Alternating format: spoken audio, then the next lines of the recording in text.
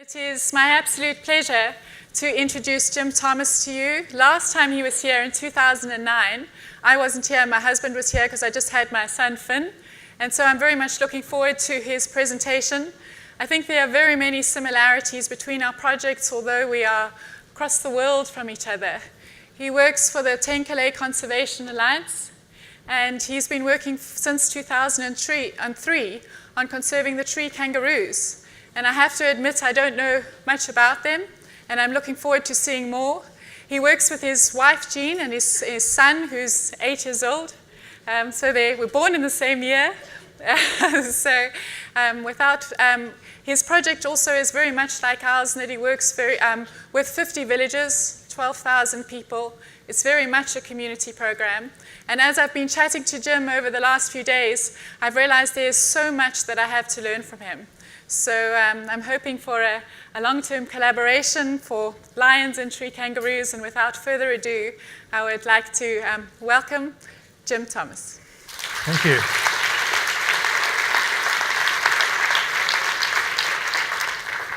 Wow, thank you very much for coming to this event and coming to see us talk.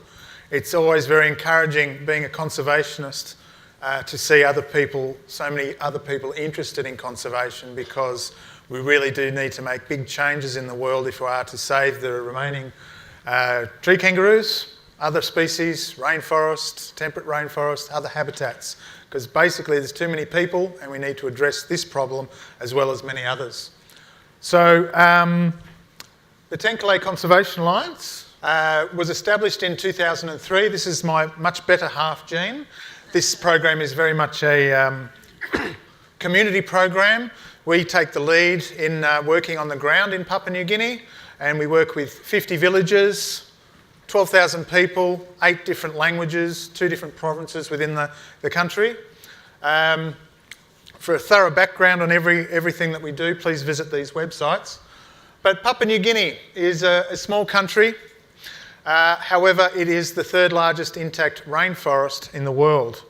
So here we are. We're in a place called Lumi. We're working in the Torricelli mountain range, approximately 200,000 hectares of lowland and mid-montane tropical rainforest, extremely high levels of biodiversity, and we're looking after tree kangaroos. Tree kangaroos. Kangaroos live in trees. Yes, that's right. Unusual animals. Many people ask me, what's a tree kangaroo? Well, theories of evolution suggest that the first marsupial pouched mammal was a possum-like creature with a prehensile tail that could wrap around a tree. When Australia became more of a desert, some of these animals came down to the ground, got big legs, started to hop around the place, and lost the flexibility of their tail. They couldn't move their tail except for balance. Now, for whatever reason, and my theory is that no monkeys in Australasia, because some of these kangaroos on the ground say, hey, there's room up there for us as well as the possums, and some of them went back up into the trees. So tree kangaroos, I think perhaps for that reason, are the smartest of all marsupials. They're able to hop like a normal kangaroo, but they're able to walk like us bipedally, to walk around in the mountains, in the trees and the mountains. And there's 3 different complexes of tree kangaroos with 14 species in total. In the Torricelli mountain range, we have a representative from each of those, and it actually shows the different link in evolution. The grizzled tree kangaroo, or the yonggi here, is more like your traditional wallabies. They hop like a kangaroo. They're big, they've got a face more like a kangaroo, and their metabolic rate is a lot higher. So these are actually the most common of all tree kangaroos. Large distribution, they live in different types of different habitats, not just restricted to the mountains. So they hop like a kangaroo. Now, none of this has really been documented yet, but this is something we've picked up over the last 12 years. The Waimang, or the golden mantled tree kangaroo, critically endangered, just found in the Torricelli mountain range. It hops like a kangaroo, but then it'll start walking like a possum. So it'll hop 2 or 3 hops, and then it'll use its hands on the ground. So it's sort of in between. Whereas the Tenkile, part of the Doria's tree kangaroo complex, runs like a possum. So you've got these different stages of evolution, which has occurred over thousands and tens of thousands, hundreds of thousands of years. Now, We have all three in the Torricelli mountain range, the only place where you find three species of tree kangaroos coexisting. The Tenkile, the black one, the Waimang, the multicoloured one, are both classified critically endangered. They are critically endangered because of human hunting. Too many people eating food, need food. They hunt tree kangaroos. They're the largest animals, the most sought after. Tenkile thought to be about 100 when we started, now 300. The Waimang's probably around 500. Torricelli mountain range is a biodiversity hotspot. There are lots of animals just found here, lots of high levels of endemism. So we've got all of the animals you just saw there. Probably you haven't seen too many of those in the last few photos you just saw, except for this one, Victorian crown pigeon, quite common in zoos. It is in fact now the world's largest pigeon. When we started, hardly any of our villagers had this left on their land. But from us being there and people adhering to a hunting moratorium, not going to this area, this bird has come back into over 20 of our villages. Very much, this has created a lot of pride with our villagers. Not just seeing the animals, the tree kangaroos increase in number, but other species have come back as well. The guria pigeon, the palm cockatoo, and quite a few others as well. Community and culture. We're immersed more in the communities and their culture than, in fact, we are the tree kangaroos. I would say 5% of my time is spent on tree kangaroos and the rest is with the people. Having 50 villages with 12,000 people means that I have to do a lot of talking, I have to do a lot of negotiating, I have to work out a lot of problems that occur amongst the villages. We're talking about, not too long ago, Papua New Guineans were eating one another. There was a high level of cannibalism in our area. I've met many people who have eaten other people. Yeah. Apparently we taste like chicken, but I'm not going to try. I'm not going to. So there's a lot of anger between villages, and to get people to work together is a really hard task. It's one of the hardest things we have to do. So we have to respect the culture, understand it, work with it, and in doing so, we've learnt the language. So we speak fluent Melanesian Pidgin, or Tok Pisin as it's known. Now, where we work with our 50 villages, we have 8 different local languages, but everyone speaks Pidgin, some people speak English. So we've got a hunting moratorium where people have signed an agreement not to hunt the Tenkile and the Waimang. And now, after being there for such a long time, we've asked everyone not to hunt the grizzled tree kangaroo or the yongi that you saw previously. So 3 species of tree kangaroo, and people are now agreeing not to go into the mountains and hunt anything at all. So we've locked up effectively 90,000 hectares where these animals are found, and we're trying to protect a total of 200,000 hectares where everyone lives and resides. So hunting moratorium, but there's still the traditional practices we encourage. So we have people to lock up certain areas, but have other areas for hunting as well. These are some other amazing animals. In the top left there is the black-spotted cuscus, also critically endangered. It's safe now in the areas where we've established the hunting moratorium and the conservation area. The common spotted cuscus on the left, this was a pet of ours that pretty much every visitor that's come to Lumi has taken a photo of this fellow and then put it up on Facebook. It's a northern common cuscus. Common spotted cuscus. Alternative livelihood strategies. We're asking people not to hunt tree kangaroos, and they've been hunting and eating them for thousands of years. They're not just going to jump to this request, are they? So we've implemented lots of projects and raised lots of money through various grants, such as rabbit farming, so people eating rabbits instead of tree kangaroos, fish farming, eating them instead of tree kangaroos and other animals in the mountains. But one thing that really was an arrow through the brain for us was when we saw children like this with extended bellies, grillies, scabies, runny noses, high instances of diarrhoea. We realised we had to address the water problem.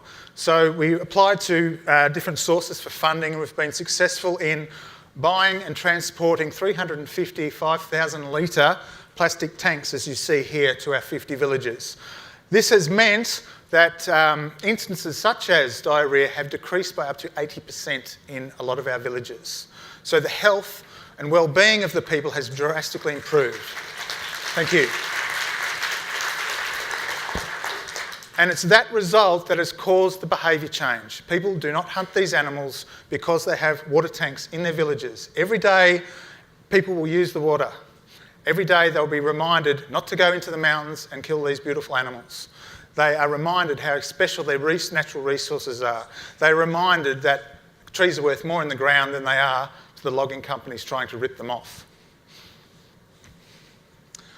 So one project we're trying to work with the Papua New Guinea government on is payment for ecosystem services, or RED, reduction from deforestation. So we've established some carbon plots with some funding we've got from various donors, and we're trying to get people in rainforests in PNG to be compensated for keeping their trees in the ground and looking after the biodiversity that they have. After 12 years, the PNG government is starting to listen to us. We're about to embark on a large partnership with the United Nations and the IUCN in conjunction with the Department of Environment and Conservation in PNG for the next 5 years to try and implement such a program. We've got to work out, okay, what are the levels of biodiversity? How much is this worth in terms of carbon credits, or how are we going to work all this out? So the next 5 years is going to be very, very exciting for us, and hopefully it'll mean that everything here stays here and people's lives will be vastly improved because of it. So this is the area. That's approximately 200,000 hectares. We're going to try to extend it. Because we're working with the government and because we're the only group in the area doing anything for the people, there are a lot of other villages that want to join us. So if we're able to do so, we will. We've built up the capacity of our local staff to such a level that they're able to take on most of the programs that we do, and through the various awards that some of our staff has achieved, that's created a lot of pride and a lot of self-belief and a lot of respect amongst the people within the villages. And it's also decreased a lot of the challenges amongst the villages, a lot of the conflict. So that's it in a nutshell with the area. There's representing our villages. To the left are the Tenkile villages in the yellow, and the green are the Waimang villages. Now, conservation needs people, it needs community, it needs a lot of participation. Research is a way to evaluate that and strengthen what you're doing. We've done a number of different research programs. Distance sampling is one where we found the scats of the tree kangaroos and we worked out an estimate. So that's how we've worked out that the Tenkile has in fact increased from 100 animals back in 2003 up to well over 300 animals as of the present day. So the population of the Tenkile has trebled. There's been no, oh thank you. There's been no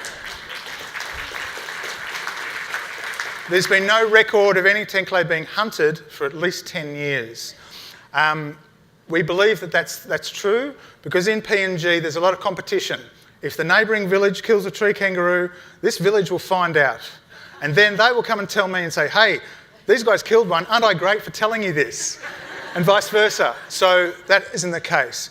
The Waimang, we're getting better, but unfortunately there was one that was killed a couple of years ago, so we've had to put in a punishment for that village. Okay, you're off the program for a year, you do it again, you might be off for good. So the action of one person affects many, and when that happens, people think about it a lot and they actually address the problem. Now, the other research program that's very exciting for us is our camera trap work. So we've now got 40 camera traps. We started off with 6 because I wasn't sure. Are the people going to look after these camera traps? Are they going to smash them? Are they going to steal them and try and sell them back to me? What's going to happen here? But it actually has been a real successful project in that people have taken so much pride that they don't dare go near the camera traps. They think, well, if I go near there, well, my picture's going to be taken and I'm going to be found guilty. So it's created a hell of a lot of people. So, I want a camera trap for my village because if someone goes in there, I'm going to bust them, I can take them to court and they can't lie to me because it's a photo and I can charge them and get some money for it. And that's one offspit. One thing is we get all these fantastic shots. And the best example I can give you is when I was in front of my computer, a laptop very similar to this, put the SD card in there and all the photos came streaming down and the Tenkile came up. And I had 6 of my staff who'd been out into the field and they'd come back and we showed them and the Tenkile came up on the screen. All 6 men, adult men, broke down in tears with pride. I didn't see it coming. and they were just so proud, and that was just like a boost for us to keep on going. Hey, this program is, really, despite all the difficulties, this is still a great, fantastic program, and these guys think so as well. So when you see adult men cry with pride and say, nobody can dispute us now, this animal's been photographed, we've got it, and we're going to keep it that way, it was just an amazing result. Now, what we have here is one of our teams into the mountains. This is a dwarf cassowary, one of the best shots we got on camera trap. And this photo here is of the Waimang, or the golden mountain tree kangaroo. That is the only wild photo of this animal in existence, and we took it in 2013. Thank you. Now you're in for a real surprise and hopefully a treat today, in that I'm going to show you some pictures that I haven't shown anybody else prior to this presentation. When we've done our camera trapping, and we've really only done probably eight times we've put the camera traps out, and we now have 40 camera traps. Well, the last time we put them out, there's a number of shots that I came back and I didn't know what they were. So I sent them to people who know more about Papua New Guinean mammals than I do, and we've actually discovered 3 new species, undescribed. These guys haven't got names yet. I know the top one is it's a small wallaby, about so big. This one here is an antechinus, which is a relative of the Tasmanian devil. It's a dasyurid, a carnivorous marsupial. And this one is some sort of mouse with really big ears. That's all I can say. But this has created a lot of excitement with the university we've partnered with. And it's just amazing. Here around 2014 and new species are coming out. So, you know, we're looking after critically endangered species, but we're finding new ones as a result. So there's so much we just don't know. But what we do know we have to address, such as conserving this special area and every other area that the WCN partners are working with. So sustainability, how do we keep all this going? Well, there's lots of things to think about. Human population is one. It's, most of our villages have increased by 10 to 15% in the last 12 years. We keep a census of the villages, we count people, we get our staff to count their villages. And that's a concern. More people out in the bush, more chances are that animals are going to decrease in numbers and not increase. We've got to think about firewood. That's cutting down trees. People use that for keeping themselves warm at night, and also for cooking. And of course, the bush houses need to be replaced every 6 to 12 years, depending how many termites get in. But you know, permanent housing, tin roofing are all wants, some of the wants of the people. We do everything in Lumi, which is in the middle of nowhere, but we've started with a small bush house, and over the years we've increased to what we have here. So we have enclosures for tree kangaroos that are handed to us, which we hand raise and keep for educational purposes and research purposes. We have some other birds and mammals that have been handed in that we look after, some of which we're able to put back into the wild when nobody's looking. We have a satellite internet, we have a training centre, a new research station, and accommodation for our courses. We conduct many courses such as HIV/AIDS, gender equality, biodiversity, climate change, rainforests, rabbits, chickens and fish farming, conservation area committees, water and sanitation. So a lot of my time is spent in the training centre. We do go out into the field as much as we can, but most of the time is here because the capacity of our staff is built up to such a level that they're able to do everything that needs to be done in the field, including research, setting camera traps, collecting data, etc. So, lessons learned: drop expectations and listen. Don't try and be top down and tell people what to do. Encourage people by showing them what the scenario is and have the people work out for themselves. Listen to what the people have to say. And that's one of my jobs, is to just listen to people. Even if I can't add anything to it, just being heard is just so important to everybody. Okay, don't underestimate our capabilities is something that one of our staff members said to us years ago, and we've never forgotten it.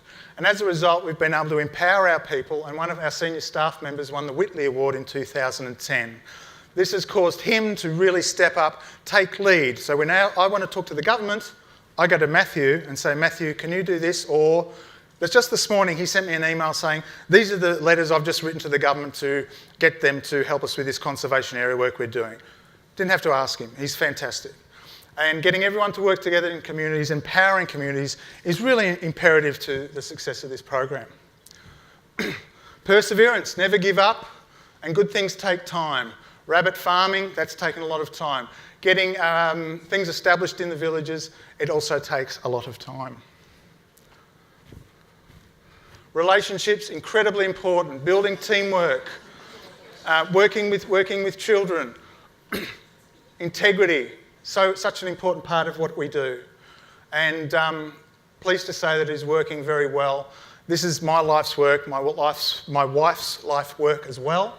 And we've been there 12 years. I can see us being there for at least another 20 years. And feel free to become part of our team. Please join us on Facebook, Twitter, visit our website, help us out if you can. And I'd like to thank all of our partners, especially WCN, for inviting me to this very special expo. Thank you very much.